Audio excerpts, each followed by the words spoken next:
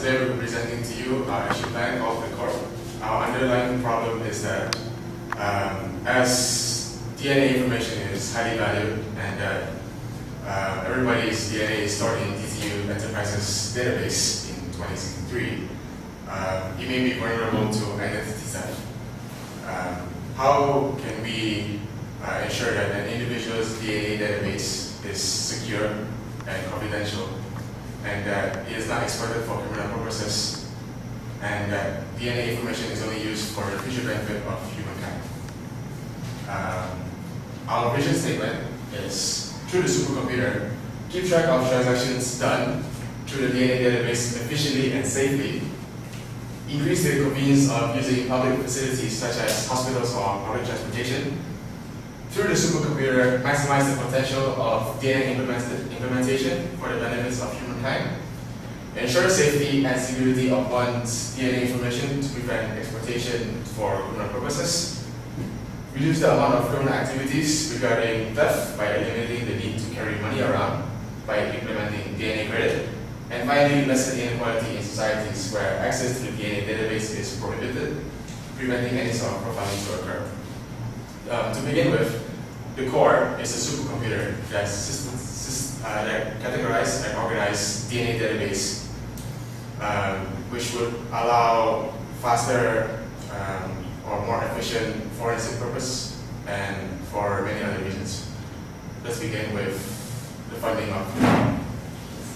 Every year, it was planned that initial funding will be provided by the government of Yukon. This campaign will be called Core Funding. This fund will be granted to the organization which will enable the building of supercomputers by qualified professionals to protect the security of personal DNA information and to operate DNA profiling system. We will encourage the government to give us subsidies by establishing a petition to prove that citizens need it, and by explaining them the benefits of the government to the supercomputer. As the government will be able to keep tracks of citizen welfare, it will benefit both government and citizen, and it will also keep the data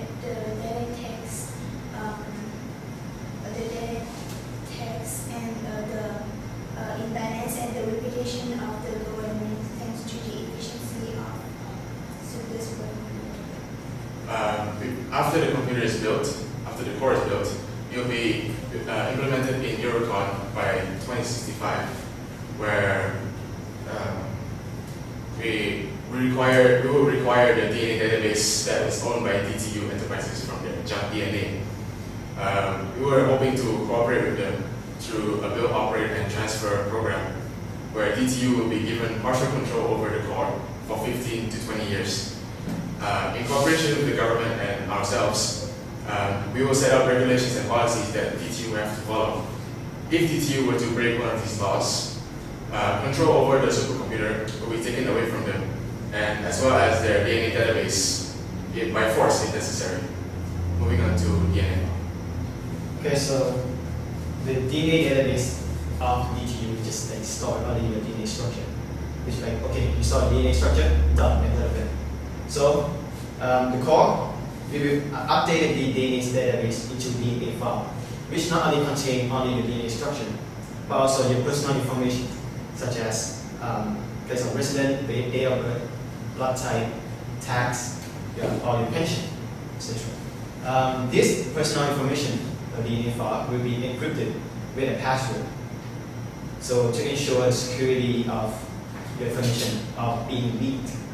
Although the password can be forgotten, but you can retrieve it by the use of RDC, which is relative DNA certification. So if you forget your password, you can take to your relative DNA to confirm your identity and retrieve your password.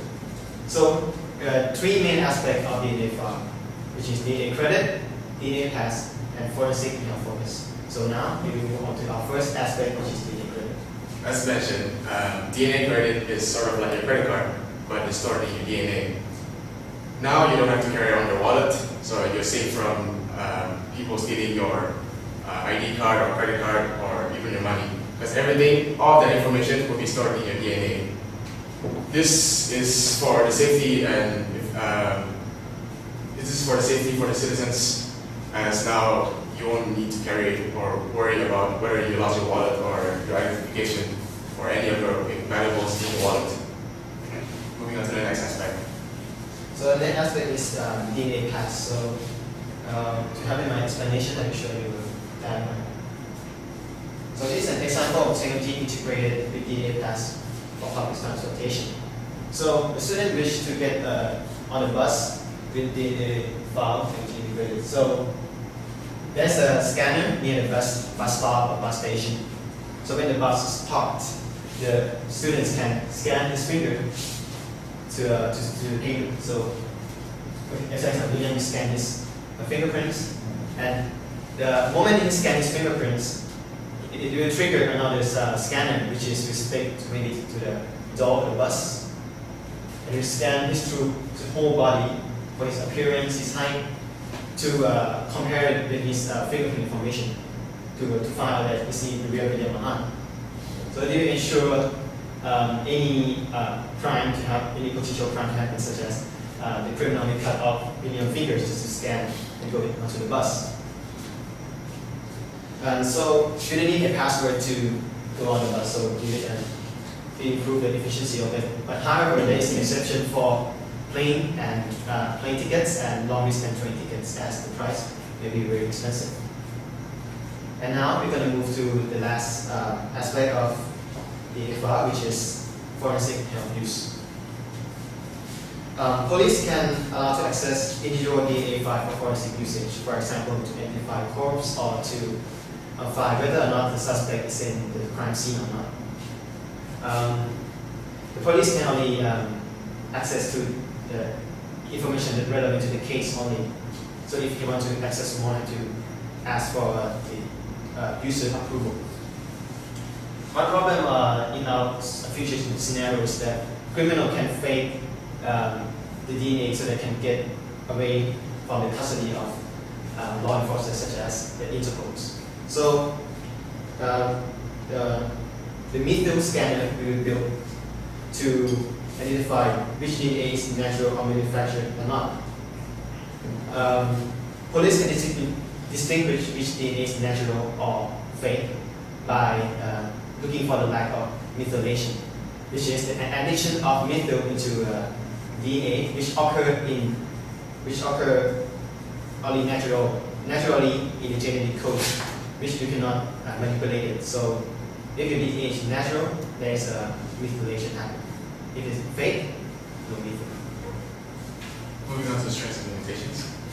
The strength of our action plan is that it's quick to implement, as the supercomputer is not hard to install, and transferring the DNA database from DOT's DNA chunk, it does not takes a lot of time. And this project will be open to all citizens and maximize the benefit of humankind, such as a more organized social system, welfare system, and less crime on the street and many others. This solution will reduce human involvement as the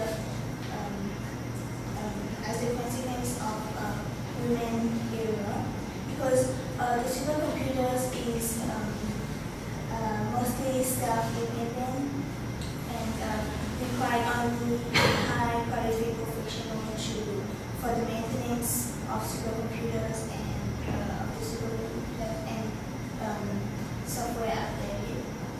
So,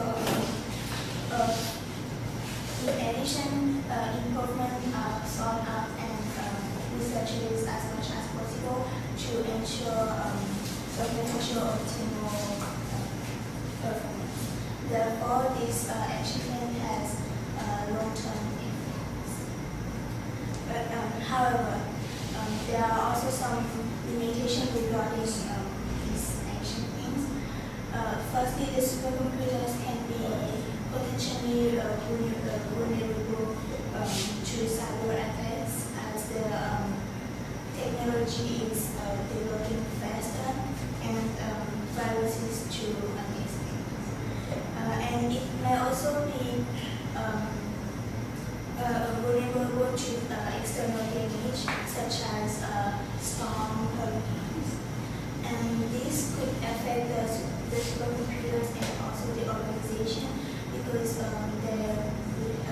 have financial crisis because the reparation fees of supercomputer are expensive, and this solution requires a lot of amount of space and a good amount of energy to power the supercomputer.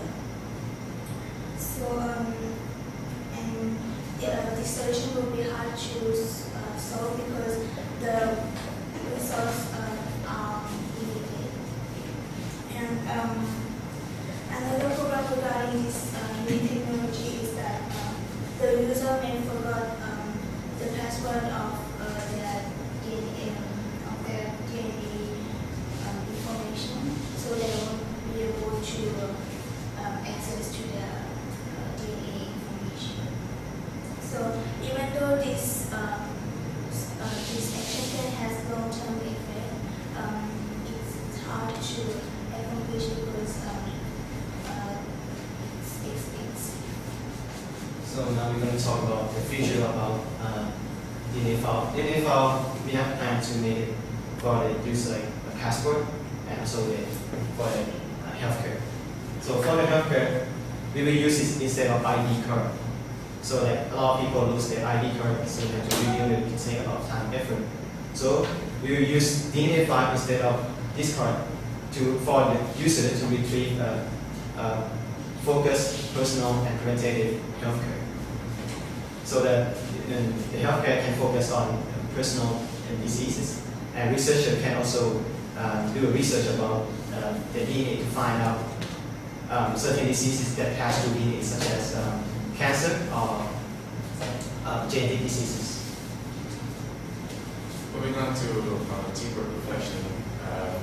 As a team, we're not perfect. We have our strengths and we also have our limitations, like our action plans. And we would like to start with our meetings. We often meet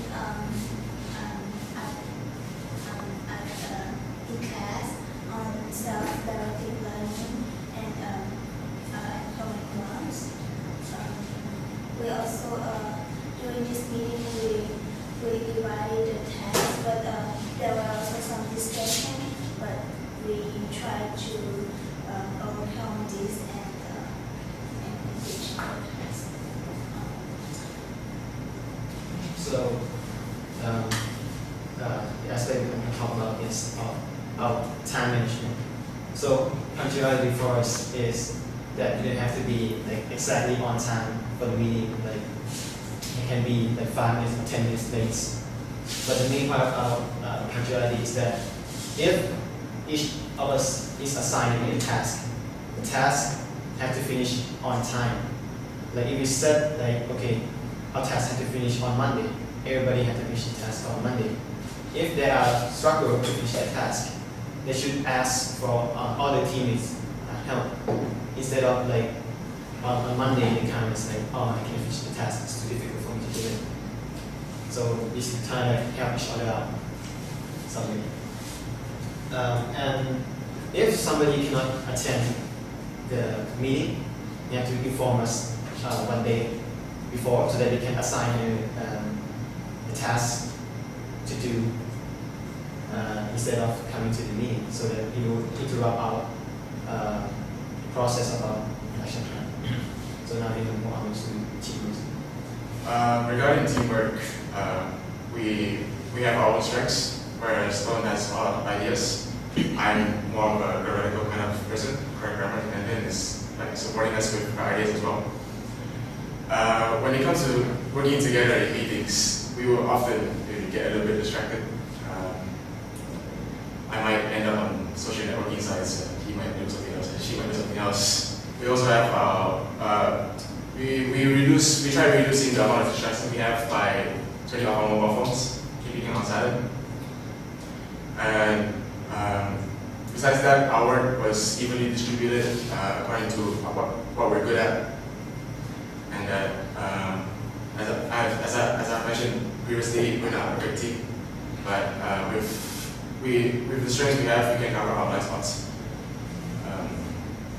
So, is there anything else?